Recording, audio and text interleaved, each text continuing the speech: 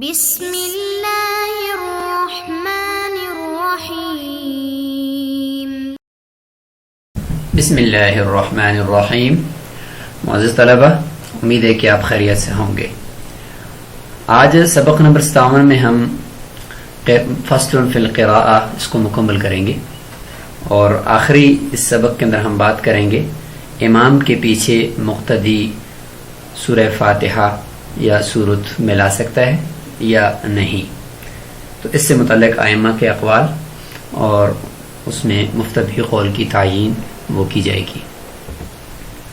فرمایا وَلَا يَقْرَأُ الْمُؤْتَمُّ خَلْفَ الْإِمَامِ، مقتدی امام کے پیچھے قرات نہیں کرے گا، سورہ فاتحہ اور سورت کو نہیں ملائے گا، چاہے سری نماز ہو یا جہری نماز ہو۔ احناف کے نزدیک مقتدی نے امام کے پیچھے قرات مطلقاً نہیں کرنی، خلاف للشافعی رحمہ اللہ، سوائے امام شافعی رحمہ اللہ کے۔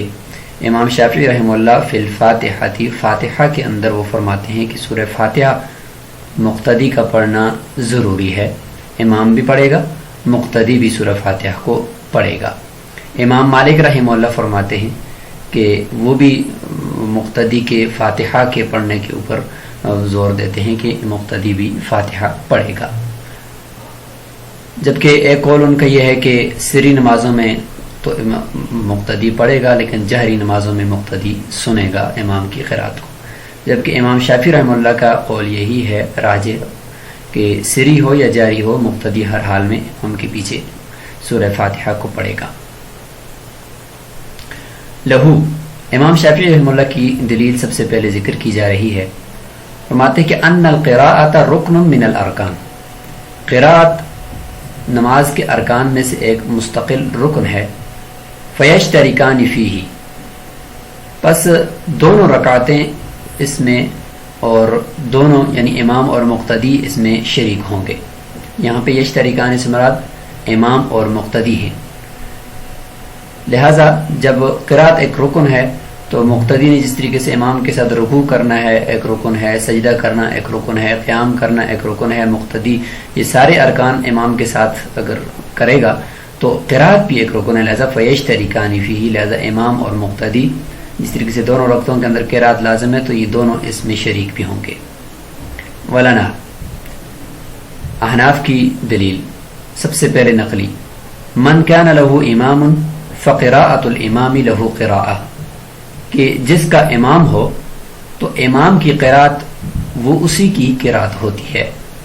احناف فرماتے ہیں کہ جس شخص نے جماعت کے ساتھ نماز پڑھنی ہے تو امام جو ہوتا ہے وہ ضامن ہوتا ہے تمام مقتدیوں کی نماز کا، اور ان کا وہ ان کا سمجھنے کی امیر ہوتا ہے، اور اس طریقے سے امیر کے اس کی جو قرات ہے وہ مقتدیوں کی قرات شمار ہوتی ہے، لہذا وہ اگر قرات کرے گا تو گویا کہ مقتدیوں نے قرات کر لی۔ تو سورہ فاتحہ کے پڑھنے سے نفی احناف نہیں کر رہے، بلکہ وہ یہ فرماتے ہیں کہ یہاں پر چونکہ امام وہ ان کی طرف سے پڑھ رہا ہے تو وہ گویا کہ ان کی طرف سے بھی ہوگی، تو لہذا احناف کے نزدیک قرات مطلقاً مقتدی کو نہ پڑھنے کا نہیں کہا جا رہا، بلکہ یہاں پر صرف امام کے پیچھے ان کو کہا جا رہا ہے کہ آپ نہ پڑھیں کیونکہ آپ کی طرف سے امام پڑھ رہا ہے۔ وعلیہ اجماع الصحابہ، اور اس کے اوپر صحابہ کرام کے اجماع بھی ہے، یعنی یہ تو نہیں کہہ سکتے کہ اجماع ہے، لیکن 80 سے زائد صحابہ کرام قرات خلف الامام، امام کے پیچھے قرات کو جائز نہیں سمجھتے، تو اکثر صحابہ کرام گوئے کہ تو ہو گئے، تو ایک طرح سے اجماع کو بھی آپ سمجھ سکتے ہیں کہ یہ اجماع ہو گیا۔ اور وَهُوَ رُكْنٌ مُشْتَرَكٌ بَيْنَهُمَا، یہ اس جملے کا جواب دیا جا رہا ہے۔ امام شافعی رحمہ اللہ فرمایا کہ یہ نماز کے ارکان میں سے ایک رکن ہے قرات، تو اس میں مقتدی اور امام دونوں شریک ہونے چاہیے۔ تو فرماتے ہیں کہ رکن تو ہے لیکن رکن مشترک ہے دونوں کے درمیان، یعنی امام اور مقتدی کے درمیان یہ رکن مشترک ہے، اور حدیث میں اس کو مشترک قرار دیا گیا ہے، لہذا قرات کے اندر یہ ہوتا ہے کہ قرات کے اندر سننا بھی ہے پڑھنا بھی ہے. تو قرات کے اندر سننا پڑھنا یہ سب قرات کے اندر ہی گویا کہ شامل ہیں. تو مشترک رکن ہوا کہ امام نے قرات کرنی ہے اور مقتدی نے کے حصے میں یہ آئے گا کہ اس نے سننا ہے. تو یہ دونوں مل کر گویا کہ اس رکن کو ادا کر رہے ہیں. لیکن حظ المقتدی الانصات والاسماع، لیکن مقتدی کا حصہ اس میں یہ ہے خاموش رہنا ہے. جب امام آہستہ آواز سے کرے تو اس نے خاموش رہنا ہے. والاستماع، اور سننا ہے جب امام جہرم کہہ رہا ہو. یہ امام شافعی رحمہ اللہ کو جواب ہے احناف کی طرف سے. قال علیہ السلام، تائید کے طور پر اس کے اوپر نقلی دلیل لائی جا رہی ہے کہ رکن مشترک کس طریقے سے ہے کہ وَإِذَا قَرَأَ الْإِمَامُ فَأَنصِتُوا، جب امام قرات کر رہا ہو تو امام نے ایک کام کیا، دوسرا کام آپ نے کرنا ہے. فَأَنصِتُوا، خاموش رہو. اور قرآن مجید سے بھی احناف کی دلیل ملتی ہے کہ وَإِذَا قُرِئَ الْقُرْآنُ فَاسْتَمِعُوا لَهُ، جب قرآن پڑھا جائے خاموشی سے غور سے اس کو سنو. وَأَنصِتُوا، اور اگر آہستہ پڑھا جا رہا ہے تو پھر بھی تم خاموش رہو. لَعَلَّكُمْ تُرْحَمُونَ، تاکہ تم پر رحم کیا جائے. تو مفسرین اس آیت سے یہی مراد لیتے ہیں کہ نماز کے اندر جب قرآن پڑھا جائے تو یہ مراد ہے. اور حضرت ابو ہریرہ رضی اللہ تعالیٰ عنہ کی روایت بھی ہے کہ رسول اللہ صلی اللہ علیہ وسلم نے فرمایا انما جعل الامام لیؤتم به، امام بنایا اسی لیے جاتا ہے کہ تو اس کی اقتداء کی جائے. فاذا کبر فکبروا، جب وہ تکبیر کہے تو تم بھی تکبیر کہو. واذا قرأ فانصتوا، اور جب وہ قرات کرے تو خاموش ہو جاؤ. اور یہ جابر رضی اللہ تعالیٰ عنہ کی روایت تو بھی آپ نے دیکھ لی، من کان له امام فقراءۃ الامام له قراءۃ، ابن ماجہ میں یہ روایت ہے. اور عمران بن حسین رضی اللہ تعالیٰ عنہ کی ہے کہ حضور صلی اللہ علیہ وسلم ظہر کی نماز پڑھا رہے تھے تو ایک آدمی ان کے پیچھے سبح اسم ربک الاعلی پڑھ رہا تھا. جب وہ پیچھے ہوئے تو یعنی نماز مکمل کی تو فرمایا کہ ایکم قرأ و ایکم القاری، یا یہ فرمایا کہ تم میں سے پڑھنے والا قرات کرنے والا کون تھا؟ تو ایک آدمی نے کھڑے ہو کر کہا کہ میں ہوں. فقال قد ظننت ان بعضکم خال جنیحا، میں نے یہ گمان کیا گویا کہ تم میں سے بعض نے تو میرے اوپر قرات کو خلجان میں ڈال دیا اور مجھے بھی قرات کے کرنے میں پریشانی ہو رہی تھی کہ آپ پیچھے ساتھ پڑھ رہے تھے. تو ایسے ہی ہے کہ جب کوئی ساتھ پیچھے پیچھے دہرا رہا ہو اور خاص طور پہ جب وہ اونچی آواز سے ہو تھوڑی سی تو امام کو بھی پڑھنے میں دقت ہوتی ہے. امام کے پیچھے قرات کرنے سے متعلق یعنی سورہ فاتحہ پڑھنے سے متعلق حضرت عبداللہ بن صامت رضی اللہ تعالیٰ عنہ کی روایت امام شافعی رحمۃ اللہ علیہ کی دلیل ہے کہ لا صلاۃ لمن لم یقرأ بفاتحۃ الکتاب، کہ اس شخص کی نماز ہی نہیں ہوتی جو سورہ فاتحہ کو نماز کے اندر نہیں پڑھتا. تو جب سورہ فاتحہ نہیں پڑھی گی تو گوئے کہ نماز ہی نہیں ہوئی، تو اس میں مقتدی اور امام کا ذکر ہی نہیں ہے، مطلقاً ہے. تو اس سے امام شافعی نے فرماتے ہیں کہ سورہ فاتحہ کا پڑھنا تو ضروری ہے، اس کے بغیر نماز ہی نہیں ہوتی. احناف اس کا یہ جواب دیتے ہیں کہ ہم تو کہتے ہیں کہ سورہ فاتحہ پڑھی جائے، ضرور پڑھی جائے، لیکن دوسری روایات میں جب آ رہا ہے کہ جب امام ہو تو پھر نہ پڑھو، کیونکہ امام آپ کی طرف سے پڑھ رہا ہے، گوئے کہ وہ آپ ہی کی قرات ہو رہی ہے.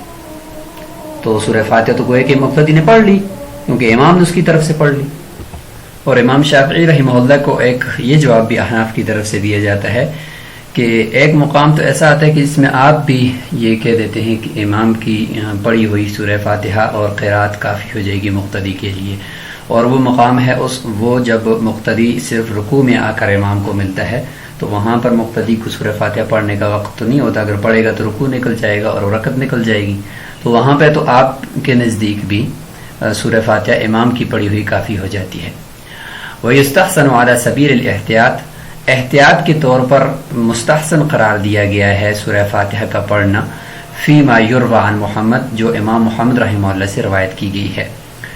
تو امام محمد رحمہ اللہ سے جو روایت کی گئی ہے کہ جس میں یہ ہے کہ وہ فرماتے ہیں کہ چونکہ احادیث میں قرات کرنے کا بھی حکم ہے، بعض صحابہ کرام سے مقتدی کی قرات کرنے کا حکم بھی منقول ہے، تو امام محمد رحمہ اللہ فرماتے ہیں کہ احتیاطاً سورہ فاتحہ مقتدی بھی پڑھے.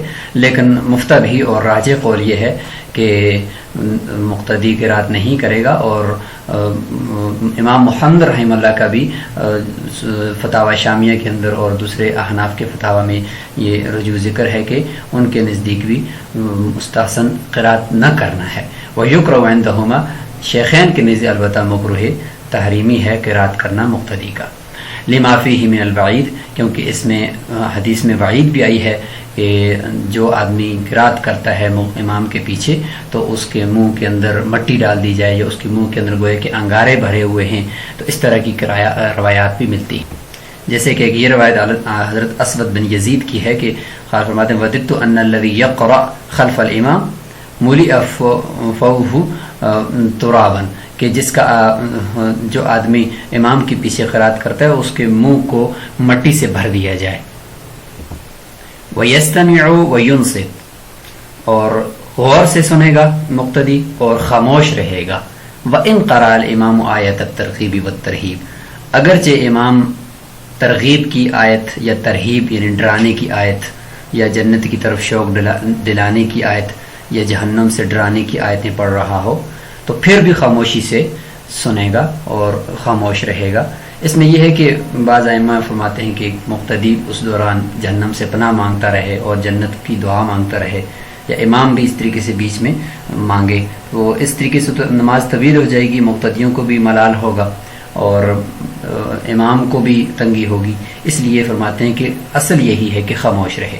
لأن الاستماع والانصات فرض بالنص، اس لیے کہ سننا اور خاموش رہنا یہ تو قرآن سے ثابت ہے، فرض ہے. وَإِذَا قُرِئَ الْقُرْآنُ فَأَنصِتُوا یا وَاسْتَمِعُوا لَهُ. اور وَالْقِرَاءَةُ وَسُؤَالُ الْجَنَّةِ، سورہ فاتحہ کا اس کے پیچھے پڑھنا، قرات کرنا اور جنت اور کا سوال کرنا، جہنم سے پناہ مانگنا، كُلُّ ذَلِكَ مُخِلٌّ بِهِ، یہ اگر کرتے رہیں گے مقتدی تو یہ تو فرض کے پورا کرنے کے اندر مخل ہیں. فرض کیا ہے؟ خاموش رہنا قرآن کی روح سے. اور یہ چیزیں اگر کرتا رہے گا مقتدی ترغیب کی اور ترہیب کی آیتوں کے وقت تو یہ تو اس فرض کی تکمیل کے اندر گوئے کہ خلل ڈالنا ہے. اور یہ تو قرات کرنا تو واجب ہے، اور یہ جنت اور جہنم کا سوال جنت کا سوال کرنا، جہنم سے پناہ مانگنا یہ کوئی واجب اور فرض بھی نہیں ہے. تو لہٰذا فرض کے اندر جو مخل چیز ہوگی وہ کرنا درست نہیں ہے. وَكَذَلِكَ فِي الْخُطْبَةِ، آخر میں ذکر فرما رہے ہیں کہ یہی حکم خطبہ کا بھی ہے کہ جب امام خطبہ دے رہا ہو، جمعہ کا یا عیدین کا جو بھی خطبہ ہو، اس دوران بھی خاموش رہنا ہے اور خاموشی کے ساتھ خطبے کے اندر جو پڑھی جانے والی آیات ہیں ان کو سننا ہے. وَكَذَلِكَ إِنْ صَلَّى عَلَى النَّبِيِّ عَلَيْهِ السَّلَامُ، اور اسی طریقے کا حکم ہے اس وقت بھی جب خطبے میں امام جب خطبے میں امام حضور صلی اللہ علیہ وسلم پر درود شریف پڑھ رہا ہے تو اس دوران بھی مقتدی نے درود شریف نہیں پڑھنا اور جو قریب والے ہیں انہوں نے بھی خاموش رہنا ہے. کیوں؟ لفرضیت الاستماع، کیونکہ سننا چونکہ فرض ہے قرآن کی روح سے، اس لیے اس کو سنے گا خاموشی سے. الا ان یقرأ الخطیب قوله تعالی، الا یہ کہ جب خطیب یہ آیت پڑھ رہا ہو یا ایھا الذین آمنوا صلوا علیہ، اے ایمان والو تم حضور صلی اللہ علیہ وسلم پر درود بھیجو. وسلموا تسلیما، یہ آیت پڑھے تو چونکہ اس میں امر آ گیا اور امر وجوب کا تقاضا کرتا ہے تو مقتدیوں پر بھی واجب ہو گیا، امام پر بھی واجب ہو گیا. تو اب کیا کریں؟ تو کہتے ہیں کہ فیصلی السامع فی نفسہ، پھر اس میں یہ ہے کہ سننے والا وہ بھی اپنے دل میں درود پڑھے گا، زبان پر وہ بھی نہیں لائے گا کیونکہ زبان پر لانا جائز نہیں ہے خطبے کے دوران. واختلفوا فی النائی عن المنبر، ممبر سے دور آدمی جو ہے، یہ تو ممبر کے قریب یا مسجد کے اندر کے لوگ جن کو امام کی آواز آتی ہے اور امام بغیر سپیکر کے خطبہ پڑھ رہا ہے ان کے لیے یہ حکم ہے کہ وہ دل میں درود شریف کو پڑھیں گے، زبان پر نہیں لائیں گے. لیکن وہ شخص کہ امام بغیر سپیکر کے خطبہ دے رہا ہے اور وہ بہت دور ہے، نائی دور ہے اور اس کو آواز نہیں آ رہی تو وہ کیا کرے گا؟ کیا وہ درود پڑھ سکتا ہے کیونکہ وہ ہے ہی دور ہے؟ فرماتے ہیں والاحوط هو السکوت، بہتر اور احتیاط اسی میں ہے کہ خاموش رہے. اقامتا لفرض الانصات، خاموش رہنے کا جو فرض ہے اس کو پورا کرنے کے لیے تو وہ بھی خاموش رہے گا اگرچہ اس کو آواز نہ پہنچتی ہو، لیکن سپیکر کی وجہ سے تو آواز پہنچتی ہے. تو اب اس کا حکم یہ ہے کہ جو مسجد کی حدود کے اندر پہنچ چکا ہے تو وہ خاموش ہی رہے، اور اس کے لیے تو چونکہ بات کرنا، زبان پہ کچھ کلمات کا لانا تو جائز نہیں ہے، اس نے پھر بھی خاموش رہنا ہے. البتہ خطبہ سننے والے لوگ جو مسجد سے باہر سڑکوں پر گھر میں وہ ہیں تو ان کے لیے خاموش یا انصات کوئی ضروری نہیں ہے. وہ اگر درود شریف پڑھتے ہیں تو چونکہ ان کے لیے باقی باتیں کرنا درست ہے تو ساتھ ساتھ درود شریف بھی وہ پڑھ سکتے ہیں. تو آج یہ فصل فی القراءت اپنے اختتام کو پہنچا. السلام علیکم ورحمۃ اللہ وبرکاتہ.